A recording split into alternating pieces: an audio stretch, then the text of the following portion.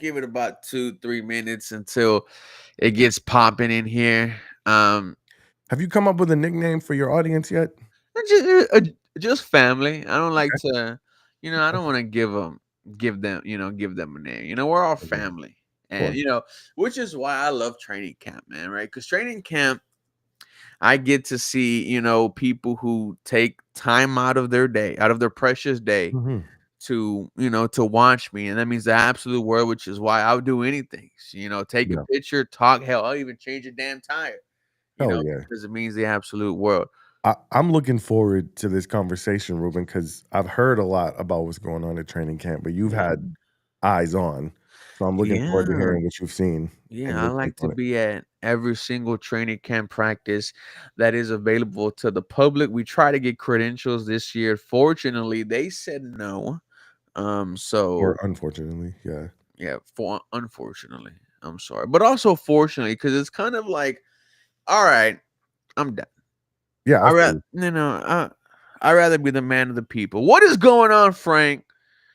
Joel said, I saw you yesterday. Well, why didn't you come up and say something, Joel? It's And okay. I know who you are, Joel. You've been one of the main ones on this channel, even before I had 2,000 people. So I'm kind of hurt, Joel, that you didn't come up and say hi to me. Michael from Missouri. What's going on, Michael? Fred in and out. He said, heck yeah, I'll be there tomorrow. I'll be there too. Shout out to the Discord gang. Nick, we're already 33 people. And before we get into That's what's up. whatever the hell we're going to talk about, man, I think this is your first time on a live. Yes, with you, it is. Are you nervous? Not at all, man. I love your people, bro. Like every time when we went out to Tejas Brewery, everybody was showing love, man. You had the largest gathering of people when we did the Texans versus the Jets Monday Night Football live watch party from Oh, Joel. ESPN. Uh, uh, I'm sorry. Joel, that was you. Nick, Nick, no, What's listen, up? Joel is someone that has been a part of this channel for forever. I Mhm. finally got to meet one of the OGs. I'm sorry I didn't realize it sooner, Joel. Brother, Oh, y'all took a picture together. we took a picture together, of course I know Joel, right? The guy, but I I didn't know you were Joel Flores. Shout out to you, brother. Hopefully we can see you again. I'm not sure how old you are, buddy. I don't know if you're 21 yet, but I'm sorry to cut you off, Nick, but shout No, out it's to all good, Joel, man. man. Make sure all these people show up to the watch party for opening week too. Yeah, okay. Shoot. Did I get ahead of us? Did I get I think you're about 24 hours early, but should we? Oh man, I my don't know. bad. No, My not bad. yet, not yet, not yet, Okay. not yet, Look at not me. You yet. should have gave me the rundown beforehand. But shout out to Baltazar Pacheco. Where's the watch party for the first game again? Yes, a lot of people are asking about where we're going to be celebrating the But week like I one was saying, bro, victory. that's why I love your peoples, man, who come to your channel, man. They're always swarming, always showing love, always Damn, Joel. supporting. So since you were like 15, 16, brother, I appreciate it. I really want to Right, go to right. training camp because I never been, but they sold out. Dude, you gotta hop on it as soon as they release out the link, man. Hey, man, just show up to the front gate and say, "I know Ruben." No, don't I'll say get that. Don't say that. Well, I'll let you right in, red carpet. ladies and gentlemen, if you don't know who this is the president of Houston sports, the OG. Um, you know, he was alive when there was this thing called a Rolodex out there. Yeah. I I believe he was alive when the new flavor of Coke came out. Uh-huh, uh-huh. Nick Stevenson, guys. I helped build the Astrodome. He helped build the Astrodome, but this is my brother. This is someone who I met at the ESPN Rock the Mic conversation, and we had the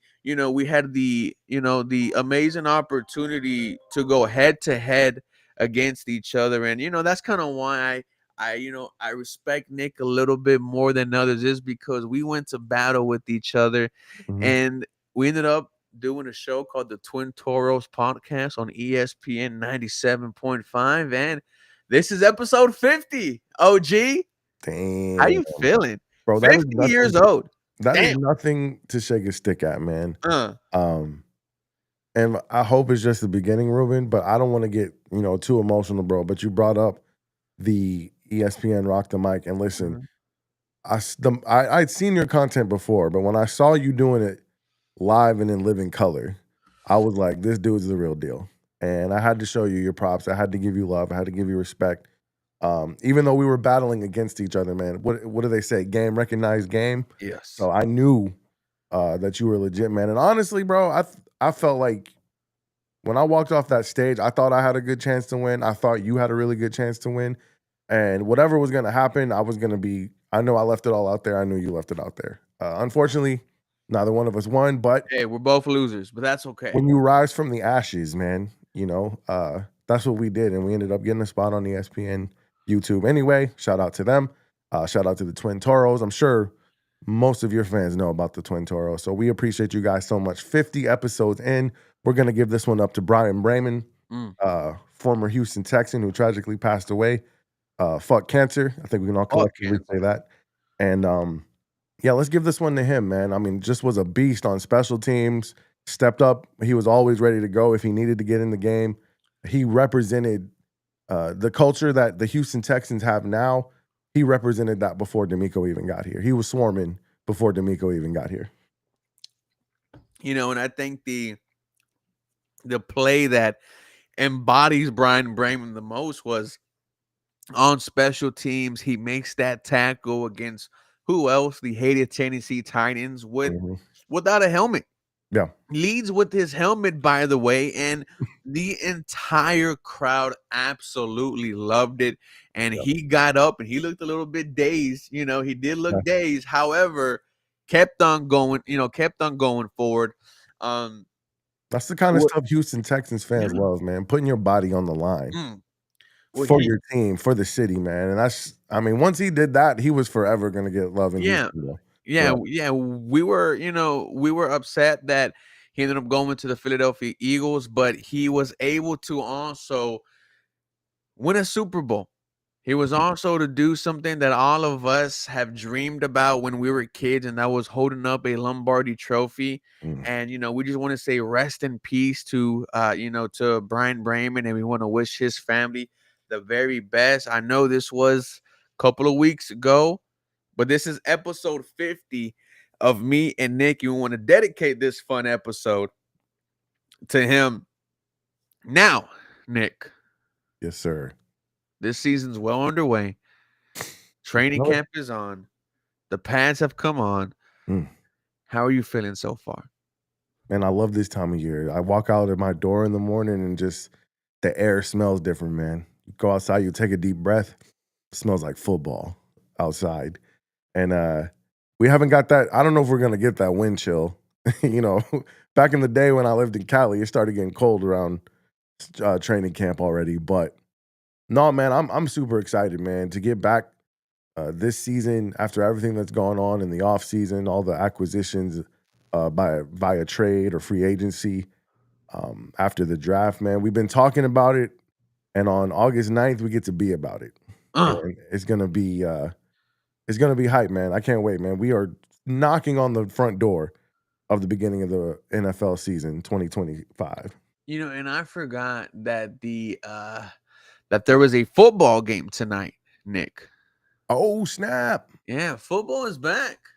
It's the Hall of Fame game, right? It is the Hall of Fame game, a game that the Houston Texans were in themselves just last year. Mm-hmm. Yeah, here you go. The Los Angeles Chargers against the Detroit Lions, but we know the game's going to be played in Canton, Ohio. Last year, we saw Andre Johnson get in the Hall of Fame. This year, we see guys who. This is how I know I'm getting old, Nick. And I know you. You must be like, damn. You know, the fact that I'm seeing guys like Antonio Gates, Mm-hmm. Jared Allen, get into the Hall of Fame made me realize that I'm getting up there, and Welcome to the club, brother. I'm still only 27 years old, Mm-hmm. but I'm just like, man, time really does fly when you are having fun. Wait till guys you watch their kids start playing in the NFL. That's when you really feel old, bro. When all of a sudden I mean, there's it's dudes. already happening, now, kind of, right? Asante Samuel Jr. Yeah, it's I know true. Gilbert Arenas, even though he got arrested yesterday, his son Yeah, is going to be in the league, as well as Carmelo Anthony's kids. Like yeah. this, Getting old, bro.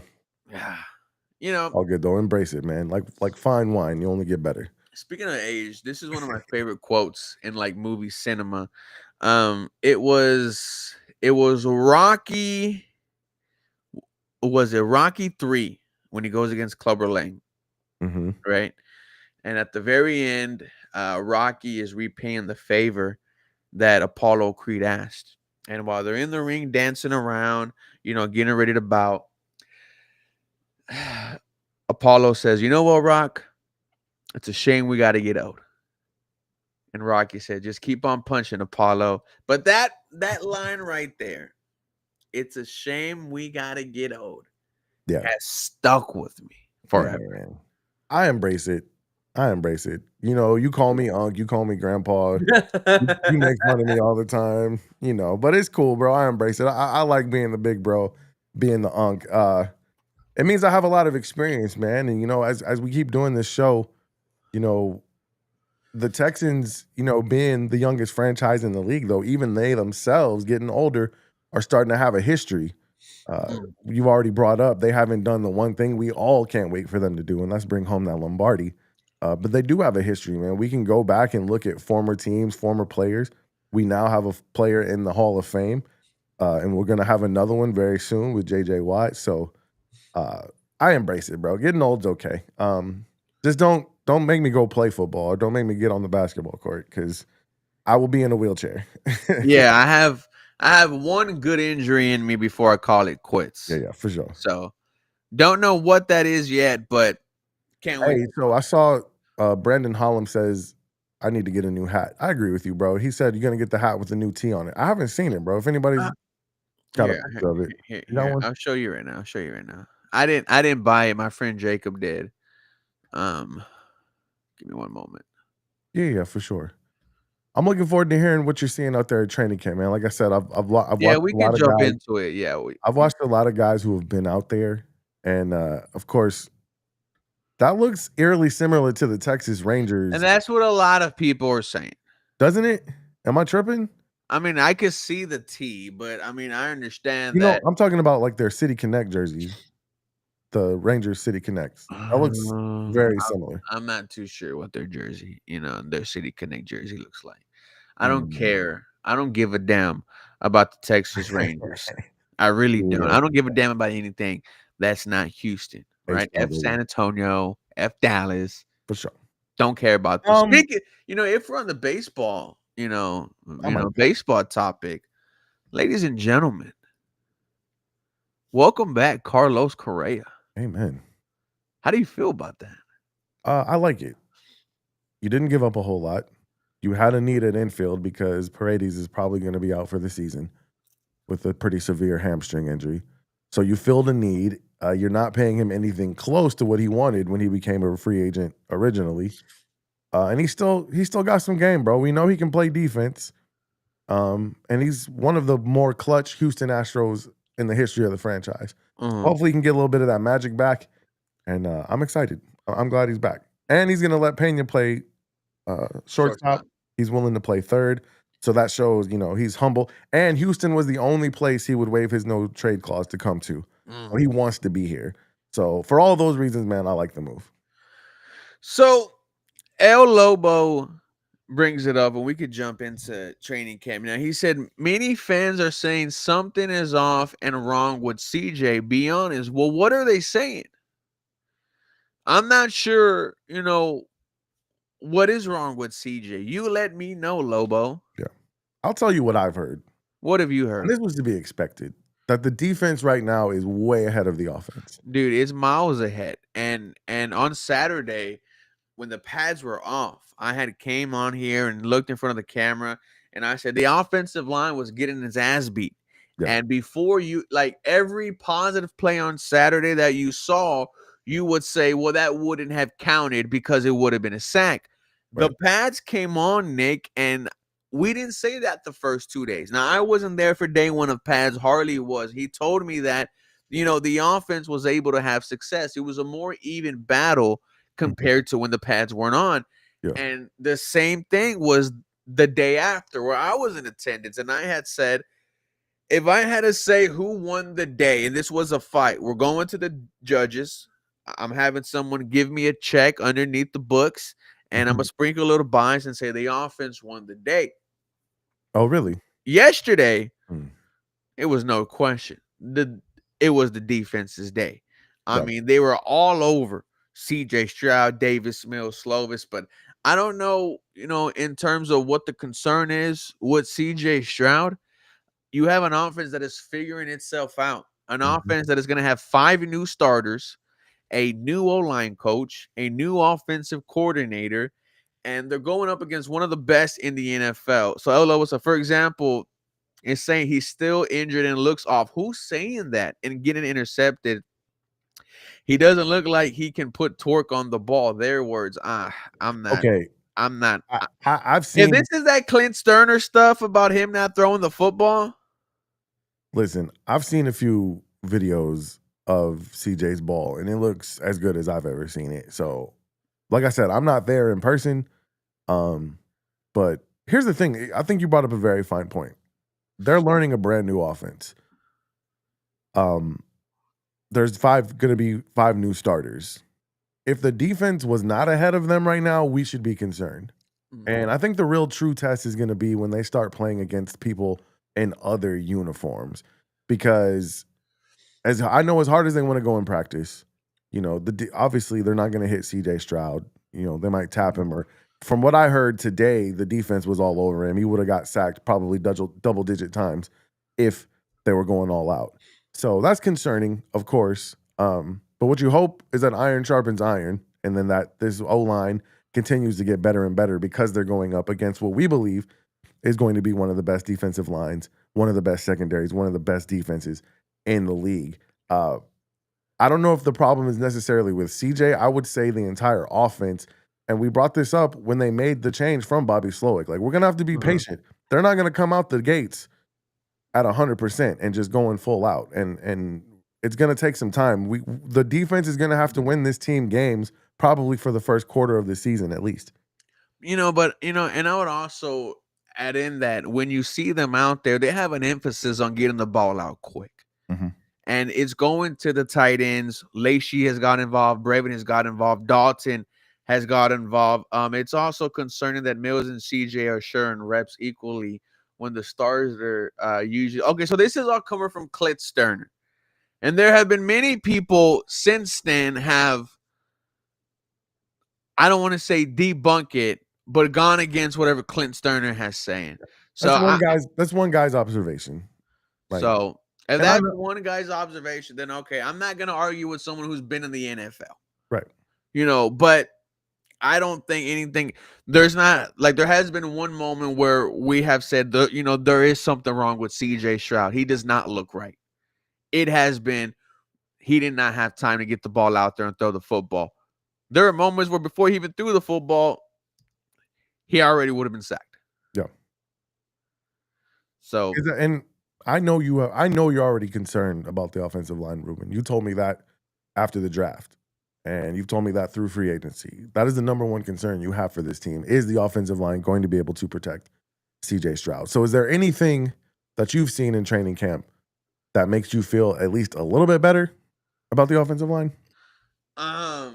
I mean, a little bit better, I would say yes, but there are still some concerns with the padded practice. I mean, guys, we are coming from the second, like, we're an offensive line that's out. CJ Stroud being the second most sacked quarterback in the NFL, Mhm. and you have 5 more starters. So, actually, let me know in the comments what is your guys' expectation. Like, what jump do you realistically see and want for this offensive line? Because have they been struggling? Absolutely. Have they had moments where they were able to give the QB some time? Yes, they have. So it's still a work in progress. I'm not going to say, oh, this offensive line is going to be good. This offensive line is going to be bad right now. Yeah. They've had moments where they've looked good and they had moments where they look bad. Yeah. I wanted to ask you that because before they started training camp, I heard a lot of positive things that the offensive line was saying. Yeah. Jake Andrews, when he was on Texans TV, he was very confident. He's like, "Look, we're gonna protect CJ.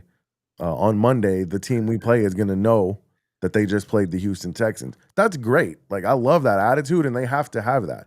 I just want to know, is that gonna translate to on the field? Because you can talk all you want, but when it's time to strap up and line up, are you really gonna be about that? And so it's encouraging to hear from you that there were a couple of days where the offense got the edge on the defense. It's encouraging to hear that the defense took that personal and Look, if dominated something was the a next day. problem, if something was a problem, I would say it. The Yeah, same way I came out on Saturday and said that, we're not on ESPN and said that I'm fucking concerned right. about CJ Stroud and that texted that to not only you, but to all my boys. And I was like, hey man, Yeah, today it just did not look good whatsoever.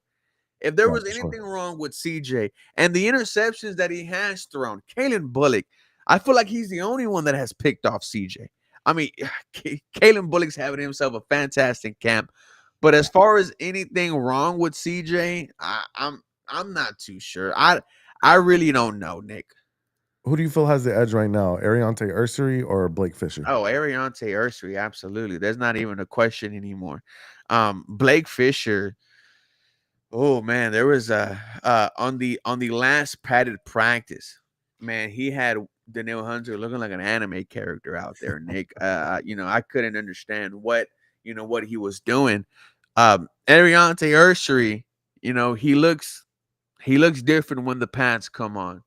And Yeah, I think he's able to give you a little bit more time than Blake Fisher as far as, like the technical things, like as far as false starts, Blake Fisher has more false starts than Ariante. What I do like though is with his offensive line, Nick, you mess up one time, you got to change. It's yeah, interchangeable. yeah. Man, I just you know that's the purpose of them doing this, right? They've got Uh-huh. to find the right combination of guys.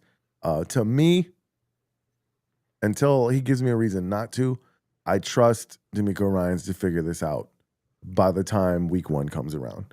Um, but yeah, I mean, it's obviously a concern because we have a guy that we believe is a franchise quarterback, a guy that we believe is the best shot that we've had to have a quarterback lead us to a Super Bowl since the good Deshaun Watson years. So yeah, it's obviously a concern, man. But like I've been saying, I think the defense is going to have to carry this team early in the season and hell, maybe throughout the entire season. I mean, D'Amico Ryans is a defensive coach. We don't need the offense to be the best offense in the league. We need them to please be somewhere middle of the pack or better. And I think you Yeah. and I both believe this defense is going to dominate and could be the best defense in the NFL. And it feels like it might be that best defense in the NFL because, the D line every day they're getting to the quarterback, the linebackers, they look good. And the secondary, I mean, everyone is getting some work in. Even the other rookies, Jalen Smith, Jalen Reed, pick sixes. And it's like, you kind of feel bad for the offense at some points, Nick, because Yeah, that they're trying to figure it out and they're going up against a unit that might be the best of the very best. And yeah, which is why when they have these positive plays, it has to be yeah, like the sure. confidence has to grow for them. And like that's Yeah, why I said the first 2 days of pads, the consensus was this is more of an even fight. And that's yeah. also something that D'Amico Ryan said himself. This is what you are looking forward to as camp goes on. Yeah, I listen, man. Are we concerned about it? Yes, but here's the thing. I think until they play another team, the question is going to be, is the defense that good or is the offense just that bad? And that's what I've been wondering. Every time I hear news about how great the defense is playing, I say to myself, well, I hope it's that the defense really is that good and not just because the offense is that bad. And I think until they go up against, let me ask you, how do you want the preseason to look like? Because we're going to play the Vikings in the first preseason game on August 9th.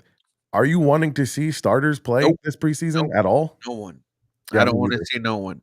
Honestly, me either. For any of the games. Yeah, I I don't want to see no one. Mills, Millie, Slovis, go out there. Graham Mertz, respect Graham Mertz. He's make me look dumb the last couple of days. Yeah, he's throwing Um, some nice balls, bro. Go out there and make a name for yourself. Try to find yourself a spot on this 53. I don't want to see any of the starters um, at all I in agree any of with the you. preseason I games. think as we get closer and closer to that 18 game season, the preseason is going to be less and less of a thing. And honestly, I hope eventually they'll just get rid of it. Now, I know the coaches don't want that because they like these preseason games to help them evaluate, the back half of their roster. But we just don't. I mean, we already got one guy hurt in Joe Mixon. Let's put bubble wrap on as many players as we can. I heard Jalen Petrie laid a hit on Nico today, and I was like, wait a minute, bro. Like, Um, don't get yeah, don't get too excited out there, man. Like, we need these guys healthy. you know who else has been bringing the energy is C.J. Gardner Johnson, and Yes, I've heard. there was one part in practice where he gets a pass breakup, and he starts dancing and doing the belt to ass. Now he starts doing it for a while, and like, I mean about good 10, 15 seconds, where the crowd they start laughing, and then Kalen Bullock literally jumps in and starts doing it with them. And Yeah, then you're like, oh, this is why CJ Gardner Johnson is here. yeah. Especially speaking of who is here from parts unknown at the lead underscore Houston. My brother, welcome. It is us two What's with popping, the baby? OG. Harley, this is me and Nick's 50th episode of doing the Twin Toros together. Okay. Okay. Cool. Cool. Yeah, man. Appreciate y'all having me on. Happy to have you, Harley, man. Always a pleasure. Yeah. Thank you. Thank you. I know we've talked before, Nick, about me joining one day. So Yeah, yeah, for yeah, sure. man. Thank you for having me on. We're talking training camp. I see. Yeah. Yeah, I've been looking forward to getting some insight from people who've had eyes on the team, man. So tell me, me and Ruben were just talking about, Mhm. offense versus defense. I think it's to be expected at this point in the preseason that the defense should be ahead of the offense. But do you think the defense is looking so good right now because the offense is bad, or is this defense really legit? I think it's both. That's For real. fair. That's fair. And it's not like when we say the offense has looked bad, like they've had some. It's still a work in progress, and we're Yeah. hoping that theoretically, with the coaching of Nick Caley and Cole Popovich, that the offense can make steps, and it has. I know this previous day it didn't, but that's to be expected. The defense is legit. I'm sorry, the Mhm. defense is absolutely phenomenal. Kalen Bullock has just had a wonderful camp. He's got me making some bold hot Some dirty takes, hot takes. because Kalen Bullock has just been magnificent Yeah. since day one of camp. CJ Gardner Johnson made his presence known a little bit more on what is today? Thursday. So Yesterday. yeah, yesterday's practice. Mhm. Even though he had a quote saying that he was kind of just chilling back there, he wasn't doing much. And that just goes to show you how great this defense really Yeah. is. Yeah. Will Anderson and the crew, like they are continuously on the heels of number 7, or they're at least tagging him. And obviously the play's not going to go dead. It's practice. Like that's one Yeah. thing fans don't understand. Like, well, it would have been a sack, but the Yeah. play goes on. It's practice. You got to keep Yeah. practice going. You're going to test plays down the field. That's why you had the deep pass to Nico Collins, and he got broken up by Kamari Lassiter and Kalen Bullock. And everyone in my comments like, well, he had, I think it was Schultz. Oh, he had Schultz wide open underneath. Why didn't he give it to him?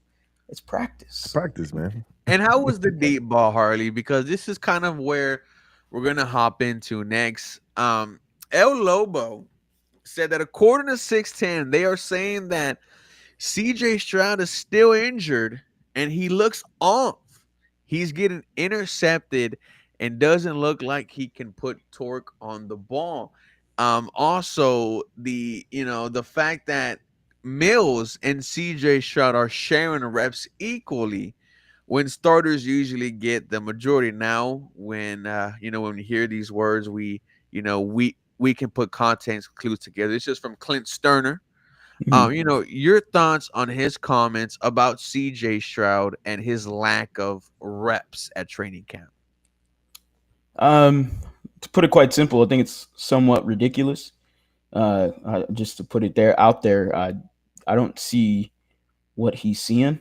I understand he's a quarterback. I understand he's a former player. I get all that, and I understand that anytime he talks about the quarterback position, there's going to be some weight to it because he's a former quarterback, very successful one in college at that. All right, went to the NFL. Okay, he's a third, fourth string guy. He knows the reps that goes when it comes to camp and being a third stringer and fourth stringer. I get that his opinion has weight. I'm not going to downplay it. I just, from the people I've asked when it came to this situation specifically, the same people that are out there in media's credentials and everything, like they've said the opposite. Like they feel like everything's okay. Like there's Yeah. nothing holding back CJ Stroud. It feels like he might imply that there's an injury that is to be had with CJ. Like I don't see it. And it's something that I didn't necessarily pay attention to either. Yeah. I certainly will tomorrow. I will definitely now, because of that statement. Like now, I'm gonna okay. So yeah, I record videos and I post them, but now I'll keep a tally. How Yeah. many of those snaps did CJ take compared to Davis Mills, Kadon Slovis, Graham Mertz? And then I'll differentiate the snaps and I'll differentiate it between pass versus run, and I'll take a tally of it and I'll grab a percentage of day 8 of the Texans training camp. And he said that he's willing to bet a house note. Well, go ahead and send that payment my way, buddy. I'll take that. Because I feel like I just don't agree with that. I really don't. And I don't know. He's saying the comment is saying that it's verbatim. I want to take a look into his video again. I don't know if we're butchering it. I don't want to be disrespectful to Clint. You Yeah. know, I don't want to disrespect him in any way. Again, the dude's a former quarterback, so Right. And like he I was knows a saying, little that's bit.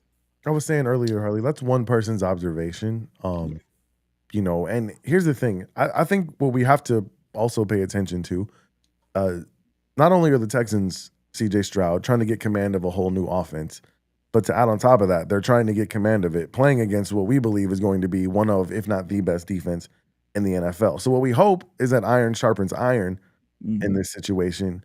But how much of the struggles should we chalk up to, how much patience should we have with the Texans? I'll ask you, because of the new offense, because of the new offensive line. How long into the season do you think they're really going to have to be carried by the defense? Oh man. I mean, you can see. I mean, CJ. I didn't get photo of it, but CJ or video. But CJ, like after it was like maybe halfway into practice, or maybe near the tail end of it, he went to Cole Popovich and Nick Caley specifically, and they just started talking. Yep. It's always a good thing to see Cole Popovich. I did have a speculation of like, and he's seems more in the huddle compared Mhm. to what I saw from Chris Strausser. But I got that confirmed. We got to remember, he's also the run game coordinator. Right. So he's also in there for those purposes as well too. But I still like that he is peeping his head in the huddle, and he is certainly more engaged than Chris Strausser was last year. I don't remember noticing Chris Strausser as much as I do Cole Popovich, also because Cole Popovich just yoked. I mean, my goodness. But uh, with the offense, look, it's a work in progress right now. We'll see. I'm very curious to see how they approach preseason Mhm. because of it being a new offense that they are implementing. Does CJ Stroud maybe play a little bit longer? Does he play that first day? Does he get, an extra series in the first game, where typically he probably wouldn't? Like, I'm very curious to see how they approach that, but we also found out that Nick Casario said we might find out our offensive line by the Vikings game in preseason. Yeah. At least a rough draft of the starting O line. So Yeah. we get a rough draft of that and surround it with what CJ and this offense is doing, then hey, automatically I'm going, okay. Sooner or later the training wheels do have to come off and you got to Yeah. get it going because the NFL season is about a month away, Yeah. Yeah. so let's kick it into gear. Speaking of that, Ruben, I saw this question in the chat. Who's the Texans starting center? Um, well, the last couple of days, I've been on the Jake Andrews train, Hmm. and I think I'm gonna stick with Jake Andrews. I think there's too much of a connection with him and Cole Popovich, and they go back all the way to Troy, Jake Andrews' alma mater, where He said that Cole Popovich was the coach that let him play center, and that's where he had one of his best seasons. When the New England Patriots drafted Jake Andrews, Cole Popovich told them, I just came from New England. If I was still there, I will select Jake Andrews. Now, I think that the race is still at 50-50. But I'm going to go for Jake Andrews. I'm pretty sure Harley might say, Andrews has the lead right now, but Jared Patterson potentially could steal it and end up being the starter for week 1. I just think there's too much of a connection between Jake Andrews and Cole Popovich. Yeah, for sure. For sure. I think you and I, as soon as we saw Jake Andrews taking the primary snaps during the, voluntary offseason stuff, we felt like, okay, we know there's a connection coaching wise. So is he just there because he knows the mental part of it? Or is he going to be able to let that translate to the physical part as well and establish himself as the center? Listen, man, we've talked about this many times before. That is a really important position on this offensive line. The connection between quarterback and center is extremely vital. And I personally, I think Jake Andrews should be the guy. But Jared Patterson had a very good rookie year at center, so we can't completely dismiss him. But I think we all can agree that the Texans will go as far as this offensive line will allow CJ to carry them. Who do you think, Harley? Yeah, I'm leaning towards Jake Andrews. I think it's more 60-40 to my opinion. Oh, okay. Jared Patterson did get in some runs with the ones. That is the only position that we've seen where it has been changed when the ones are out there. So the other 4 guys have stayed the same. We've continued to see Ariante Ursary lined up at right tackle. I like Jake Andrews. I do. There's the Troy University, connection there between him and Cole Popovich. Ruben got me laughing over here. God damn. Acting a fool over there. Thank you for muting the mic, Rube. That was very kind of you. There's the connection right there between both of them. So I feel like he had a little bit of a leg up in the competition, something that I just seemed like I didn't pay attention to when they did sign him and moved Popovich to official O-line coach. So, I'm going to lean towards Jake Andrews for now. Forever Royal, R.I.P. Royal. Harley, one other thing I wanted to ask you is, your thoughts on the rookie Ariante Ursary. Now, Nick, when me and Harley were doing Bleacher Report, we asked for some hot takes. Mm-hmm. One of my hot takes was Jake Andrews is going to be starting. Mm-hmm. Harley's hot take was Ariante Ursary starting at right tackle, beating Blake Fisher. Harley, what have you seen from Ariante Ursary? I'm starting to believe it, man. I'm starting to buy in. I'm starting to buy stock. Yeah, it seems like the Texans are definitely buying the stock as well too.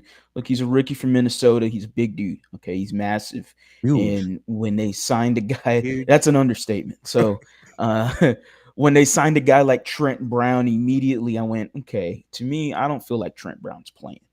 And so I brought up the point on Bleacher Report. To me, Trent Brown is just as similar as Jerry Hughes was to the defensive line. A guy that is a player coach. You ain't going to see this guy play. I would be shocked. But they're going to bite that $3.5 million they gave him, and they're going to keep him on the roster. And they're going to go, hey, okay, here we go. This is what you're going to do. You're going to teach up Ursary. And he's taught the other guys as well, too. But it's too coincidental that Ursary's body type is almost as similar, because Trent Brown is bigger, which is crazy. But I like what I've seen from him so far. Will I say he's head and shoulders above Blake Fisher? No. I don't think Blake Fisher is having the worst camp. I don't think he's having a good camp, but he's still dominating when it comes to the 2s and the 3s. Unfortunately, when it's up against Will Anderson, it's just not looking pretty for him. And unfortunately, when you move forward with that, if Blake Fisher is a starting right tackle, the Houston Texans, as fans, we're eyeing playoffs. So you're looking at Bills, Chiefs, Ravens. Like, I got to know Blake Fisher can hold George Karlaftis to one sack in the game. Can he do that? because the competition is only going to go higher for Blake Fisher and the Texans wherever they go. And if Ursery, who has, I would say, contained Anderson at least better than Blake Fisher, Hmm. um, he had a false start. Blake Fisher had a false start. Blake Fisher had a false start. It took him out. Ursery, they didn't. They They let him worked in. with him, and when he did have the false start, it was more like, okay, you've done some things just a little bit better than Blake Fisher, so we're gonna keep you in there. But Yeah. there was times where Ursery got ate up by Will Anderson too, and nobody even talked about it. So as much as Ursery to me is winning that right tackle spot, I don't think it's as wide a margin as a lot of the national media or local media puts it out to be. Mm. Something I saw that was very encouraging to me from Ariante Archery is there was film of him staying with Will Anderson Mm. after practice and having Will Anderson kind of help him uh, with some of his technique. And to me, that's huge, man. I mean, I know this guy's a second round, in the third round. Was he second or third round? Second round Just pick. Second round second pick. round. Yeah, they came up in the second round pick. But to already have that type of attitude where he's going to stay after, he's going to work. I think it wouldn't surprise me at all if that work ethic combined with just his freak athleticism as big as he is, it wouldn't surprise me at all. And I loved your take on Trent Brown too, because they are very similar bodies, but also we know as Texans fans, man, this offensive line is one ankle injury away to where you might be strapping up and having to protect CJ Stroud. So that's what I've loved about this Texans team this offseason. It seems like most of their moves that they've made have been depth moves. Let's make this team as deep as possible and as many vital positions as possible. And Ruben and I have talked about this several times, Harley, and you may agree. Really, the only question mark on this team is the offensive line. Yeah, that's really the only one. I think Ruben reiterated on Bleacher Report. Team feels like an offensive line away from a Super Bowl. Uh-huh. And when you take a look at the rest of this roster and you're going, how can I combat that point? And I'm going, okay, CJ, all right, I expect a really good year out of him with Nick Caley. Defense is about a top 5 unit. You look at this wide receiver group, the way they've performed. I mean, you're looking at 4 deep at least at the wide receiver group. The other 2 spots, they could go ahead and battle it out. I don't care who it is. Then you have the tight end group who has really surprised me. It really did, because I had videos leading up to training camp saying, hey, if David Njoku is available at trade deadline, I Go would get not him. mind taking a look. If Yeah. the Ravens are having a problem with Isaiah Likely and Mark Andrews, I would not have a problem taking a look. Now, I know Likely did get hurt, but now I'm going, okay. There's a lot more usage of the tight end position at camp this year than it was last year. There's a lot more play action I've seen. Dalton Schultz has been very good at camp. Brevin Jordan's looked solid. Cade Stover has looked really good at camp. And if all 3 tight ends are going to look like this, it bodes well into the offense in the future for the Houston Texans, especially CJ Stroud. Mm. Harley, what do you want to see the preseason look like, man? You talked about it earlier that because of it's a new offense, but do you want to see that? Do you want to see the starters out there? For sure, I do. I do want to see the starters out there. The fans want to see the starters out there. What's best for the team? It depends on how they feel. Are they comfortable? How comfortable are they with the new system? How much have they learned? Because if they're not, comfortable going, and I'd say comfortable, that's a loose term, but if they feel like they're just not on it yet, and getting ready for week 1 against the LA Rams, then use the preseason as days to help you get better, man, to help you learn.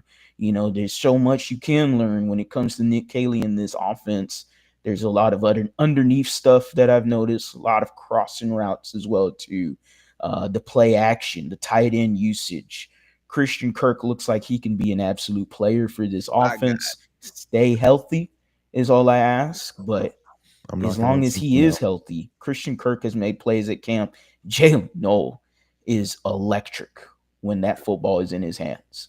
Whether it's kick return or the 2s or the 3s, you put the ball in his hands. He makes people miss. He makes you look a little silly. He is fun to watch. Yeah, I want to see the starters out there a bit. Harley, I'm glad you brought that up. Ruben, the Texans are putting a lot of faith in some young playmakers at wide receiver. Obviously, when you lose Stephon Diggs, Tank Dell, we know his future is very much up in the air. I guess after offensive line, if there is a question mark on this team, it's are these young playmakers going to be ready immediately? What's your take on the young wide receiver core? I will say that these young boys don't feel like young boys. They don't feel like that they just got into the NFL. Higgins was the talk of OTAs, was the talk of mini camp. He's had himself a good one. Against the twos and threes, he really does look like, the highest drafted wide receiver from Iowa State. When he goes against the ones, it's a little bit of a different story. It's Derek Stingley, it's Kamari Lassiter, but that's all of the Houston Texans wide receivers having some problems when they go against that unit. No, like Harley says, when the ball's in his hands, something great is going to happen. I feel like we're talking about Tank Dell here. We know as a receiver, he's going to make something happen. But Mhm. I think what might be his bread and butter is as a returner. As a returner, we are seeing him be shifty. We are seeing him make some plays. And I think he can make an impact there as well. These wide receivers, I think, they have an opportunity to make an immediate impact. Let's talk about the running back position real quick, guys. Obviously, Joe Mixon, with the injury, he's not going to be playing during the preseason. Honestly, if he was healthy, I don't know if he'd play in the preseason anyway. I think he's kind of at that point in his career. But the Texans do acquire Nick Chubb. Um, this may be an opportunity for Damian Pierce. I don't know. You've got Jawar Jordan. You've got the rookie Woody Marks. What do you guys see and want to see to continue to happen during this preseason? Who would you like to see at the running back position step up? Go ahead, Um, Harley. yeah, I'll say it. George Jordan. Just because George Jordan has looked really good at camp. He really surprised me. He really wasn't on my radar, to be honest. He was an older rookie when you drafted him. I believe he was 24 when you drafted him. He's 25 right now. I was kind of like, we'll see with George Jordan, another 6 round running back that could possibly do some noise, maybe. Yeah, Because he's looked really good at camp, man. that's I'm what for I've heard. real. Yeah, It's great to hear actually, and I know he's going up against twos and threes, but I wasn't expecting him to do anything really. So yeah, I want to see what Jordan does. My dark horse was British Brooks, the Bulldog, the British Bulldog, British yeah, Brooks. I love British Brooks. He's just absolutely yoked, and he's always after practice. He's always staying in, learning different special team stuff. One day it was with Aziz Al-Shair, working on some special team stuff, getting out of a gunner, how to maneuver your hands and stuff. yeah, The other day he was working with one of the coaches on the special team side, and it wasn't Frank Ross. It was one of the assistants, but he was there as well too. He's always after practice working, he's just trying to make the roster, like yeah. and he did last year. Whether or not there's a role again for him this year, we'll see. I'm curious to see if the fullback position, if that's going to, come up again here in Nick Caley's offense. We'll see. I did see Jacob Johnson sometimes on run plays with the ones, Mm. sparingly, but he's there every once in a while. So, we'll see. But those two running backs for sure. And then fans, they get to get I don't know if they'll get to see Nick Chubb week 1 of the preseason, Chubby. but sooner or later, they're going to get a look at Nick Chubb as a running back. And I don't Yeah, think he's as bad as a lot of people are putting him out to be. I think he is older and he's coming off injury, serious ones. I get yeah. that. But I thought most of us agreed if we had an 80% Nick Chubb, then we're going to be just fine with him and Mixon and Woody Marks and then whatever else they do at the running back position. Yeah, I tend to agree. And me, I really don't want to see a whole lot of him. Like I said, even if Mixon was healthy, let's give some of these young guys a chance to run the rock. One of the Mhm. things that frustrated me last preseason is not seeing people like Jawar. I think they had Cam Akers in camp. We never saw them run with the ones. Like they looked really good with the twos and threes. And I thought to myself, this is a long season. Injuries happen. Like, don't you even want to get a peek? at what they look like running with the ones. So I would love to see that. Where does Damian Pierce fit in this whole conversation, man? Is he even going to be on this roster opening week? Unfortunately, he's kind of out of sight, out of mind. Right. That's it's unfortunate, man. I mean, it is. I don't even think about Damian Pierce. I Yeah. don't, and I hate to say that because when I look at Damian Pierce, I'm like, theoretically, I'm saying to myself, he did pretty damn good when Lovey Smith was the defense coordinator. I think it was David Coley actually. When David Coley was the head coach, and he had himself a really good rookie season in what was a gap scheme. And theoretically, if Nick Caley is going to implement the gap scheme again here in Houston that better suits our offensive line, you would think that Damian Pierce could return to what we saw his rookie year. But Right. because he's injured, it's unfortunate. Yeah. And I'm looking at Jalen Noel take snaps at kick return in. We've seen John Mechie take some snaps in there. We've seen Jawar Jordan take Yeah. snaps there. And Jawar Jordan was known for being a dynamic return specialist at Louisville. So this isn't unfamiliar territory for him. And Yeah. he's trying to make the roster. British Brooks trying to make the roster. You got Darian Gumbawale that was in there in camp Mhm. the other day doing his thing, some small plays here and there, and was at one point with the ones on a play. So, again, sparingly, but, this running back group is deep. I'm trying Yeah. to find how Damian Pierce is going to make this roster. Mm. Yeah, I tend to agree with you. I'd be surprised. What about you, Ruben? Like Harley said, out of sight, out of mind, and I just think that just goes to show how good of a job Jahar Jordan, British Brooks, Taylor are doing at the running back position. And this was something that we talked about when we saw Damian Pierce start on the pup list. Is these opportunities are scarce. When we were talking about Damian, we were already talking about him potentially not even running the football for you during the regular season, just being a kick returner for you. Now he's, essentially out of the race, in my opinion. If he comes back, he's gonna have to put on a strong camp. He's gonna have to put on a good preseason, and who knows if he's even gonna play in the preseason. Um, but this is the beauty of training camp, guys. As much as you could win a job, you could definitely lose a job as well.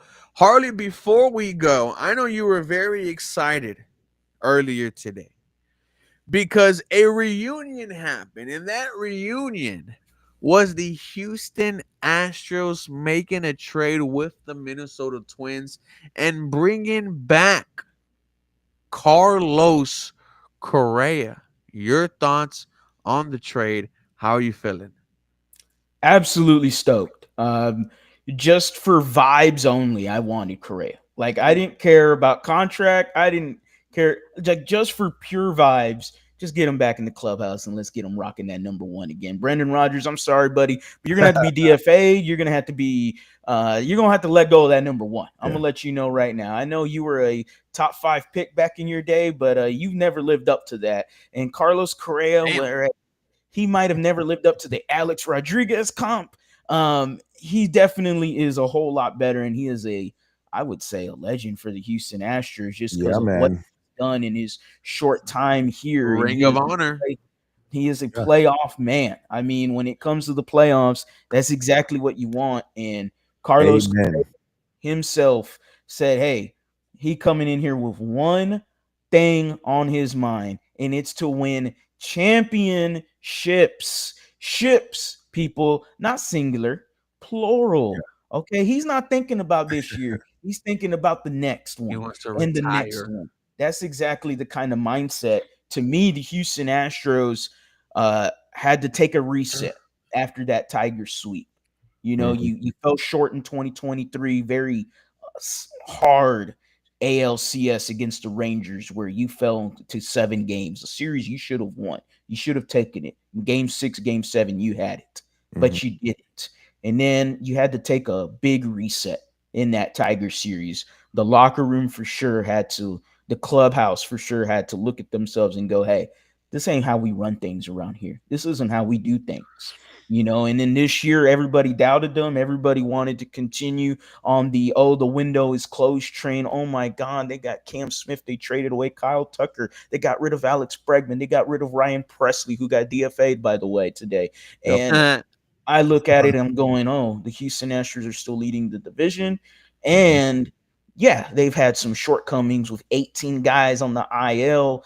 Most of their team was also hurt going into a Dodgers series that they swept. You can't tell me they wanted to make a statement in LA. I am excited Yeah. about not just Correa, but the addition of Jesus Sanchez and then the re-addition of Jeremy Pena. You will see Pena and Correa in Boston going up against Alex Bregman of all people. Love Hey. that. It's fun times for H Town. You got the Astros bringing in reunions and feels like they are on the cusp of a World Series. The Rockets bringing in Kevin Durant, Oof. and you looked at the power rankings and they're number 2 behind the Oklahoma City Thunder. It just makes you go, huh? Okay, Thunder, we got something for y'all this year. You got the Texans, and with all the hype they have going into, at least locally for us fans, it feels a whole lot better than how it felt when you ended the Chiefs. It seems like there's some hope moving forward. You also have the University of Houston with the Hmm. Cougars doing their thing as well. Don't forget about them. H-Town is rocking. And I wanted to make one last point on Joe Mixon. He hasn't played a preseason game since 2021. So for anybody Enough that is worried, said. that's all I'll say. Yes. I Enough. want you to put the word back on the street, ladies and gentlemen. Yeah. Word back. With that being said, we're going to end tonight's episode. It was a special one for me and Nick. 50 times we have been on the camera together. And we were blessed to have Harley, my guy. I don't know how many times me and Harley have been on the same camera screen together. But, ladies and gentlemen, this season is going to be special. We have a lot of things coming up. We had a lot of things fun to announce. There is a big announcement coming from us tomorrow. I almost spilled it early in the beginning, but My fault. guys, keep on looking forward to it. With that being said, that was Harley. That was Nick. I am Ruben. We'll see you guys soon.